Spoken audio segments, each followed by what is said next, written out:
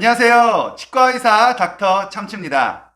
요즘 임플란트 시술들 많이 하시죠? 네, 임플란트의 가격도 많이 내려간 편이고, 또 임플란트를 시술하는 치과 의사분들도 많아졌기 때문에 임플란트 시술이 굉장히 대중화됐다고 볼 수 있겠어요. 그래서 그런지 요즘 치과에서 검진을 해보면 아주 나이 드신 분들 외에도 젊으신 20대, 30대 분들에게서도 임플란트 시술을 한 그런 모습들을 종종 볼 수가 있어요. 이렇게 임플란트 시술을 이미 했는데 교정 치료를 받고 싶어 하시는 분들이 아마 있으실 거예요. 그런데 인터넷에 이렇게 구글링을 하다 보면 임플란트를 하게 되면 교정을 못 한다 이런 얘기들을 많이 들으시는 것 같아요. 아무래도 임플란트는 움직이지 않고 이제 치아 교정은 움직이는 시술이기 때문에 임플란트 때문에 교정이 불가능하다 이렇게 많이 생각들 하시겠죠. 오늘은 과연 이렇게 임플란트 시술을 하신 분이라면 모두 다 교정이랑은 아예 불가능한 건지, 아니면 가능하다면 어떤 경우에 임플란트가 있더라도 교정 치료를 할 수 있는지, 이 부분에 대해서 제가 설명드리도록 할게요. 닥터 참치. 첫 번째로 말씀드리고 싶은 건, 가급적 임플란트 시술을 계획하고 있고 또 교정 치료도 받을 계획이라면 웬만하면 교정 치료를 먼저 하시고 난 다음에 임플란트 시술을 하시기를 추천드려요. 아무래도 임플란트를 심고 나면 치아 이동하는 데 제한이 있습니다. 그래서 교정을 먼저 하시고 그 다음에 임플란트 하시길 추천드릴게요. 하지만 이 영상을 보고 계시거나 혹은 관련이 있으신 분들이 임플란트 시술을 먼저 이미 해버렸고 그 다음에 교정 치료가 좀 필요하다는 걸 이제서야 느끼게 되신 분들도 있을 거예요. 그러면 이분들은 교정이 불가능하냐? 꼭 그렇지는 않습니다. 만약에 임플란트를 하시더라도 임플란트 한 곳과 무관한 다른 부위에 부분 교정을 할 경우에는 교정 시술이 가능하세요. 부분 교정이라고 하는 건 전체에다 치아에다가 교정기를 달고 철사를 넣는 것이 아니라 앞니면 앞니, 어금니면 어금니, 그렇게 부분적으로 한 곳만 이렇게 교정하는 것을 부분 교정이라고 해요. 만약에 임플란트가 어금니에 있는데 앞에 앞니만 삐뚤빼뚤해서 부분 교정하고 싶다. 네, 그러면 가능한 경우 있으세요. 또는 앞니에 임플란트가 있는데 뒤쪽 어금니에 살짝 부분 교정을 하고 싶다. 그런 경우도 가능한 경우가 있겠죠. 요약을 하자면 임플란트를 심은 곳과는 다른 먼 거리에 있는 치아들을 부분적으로 교정하는 건 가능한 경우가 있다. 이렇게 말씀드릴 수 있겠어요.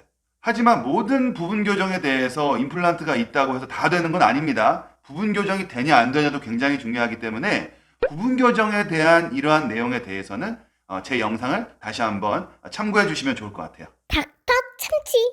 다음은 전체 교정입니다. 앞니만 간단하게, 어금니만 간단하게 부분 교정하는 건 아마 쉽게 이해되셨을 텐데요.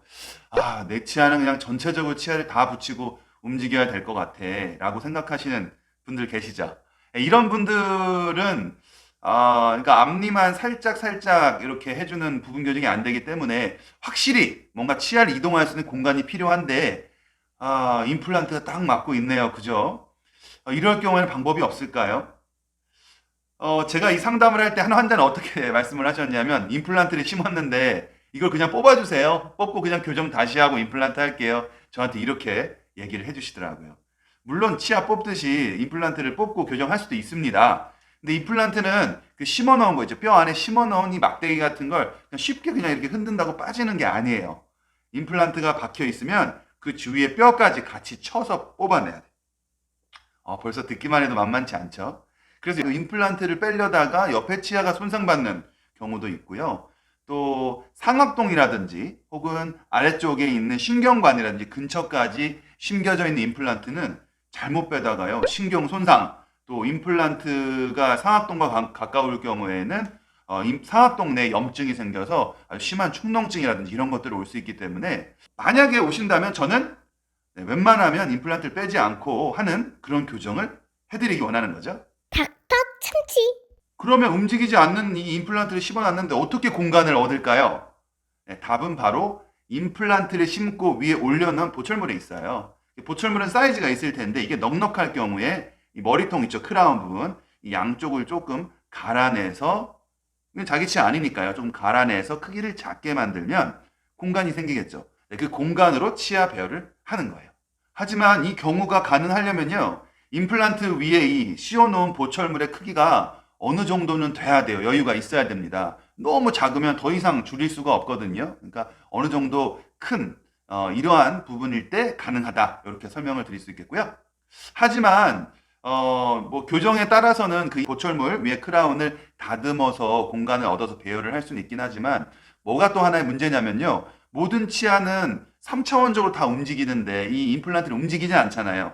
삭제를 해서 공간을 얻긴 했지만 이 위에 치아랑의 교합이 뜰 수 있어요. 다른 치아는 다 위아래로 움직이는데 임플란트는 가만히 있으니까 그 위에 원래 씹히던 치아랑 잘 안 씹히거나 아예 공간이 발생할 수도 있어요. 그래서 좌우로 삭제를 해서 그걸로 끝나는 교정도 있지만 또 많은 경우에서는 그 임플란트 위에 올려놓은 보철물을 새롭게 갈아주는 그러한 시술이 추가로 필요할 수 있어요. 이건 꼭 참고해 두세요. 닥터 참치.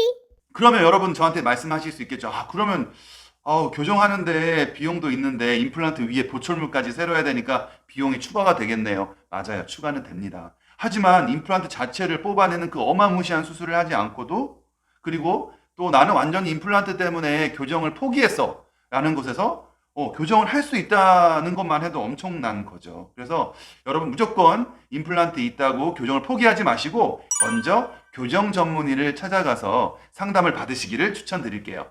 오늘은 임플란트가 이미 심겨져 있으신 분들 중에서 난 교정이 안 될 것 같아 포기야 라고 낙담하거나 실망하고 계셨던 분들을 위해서 임플란트 시술을 하신 분 중에 교정을 원하시는 분들 어떻게 교정이 가능한 경우가 있는지를 설명을 드렸어요. 오늘 제 영상이 도움이 되셨다면 구독과 좋아요 부탁드리도록 하겠습니다.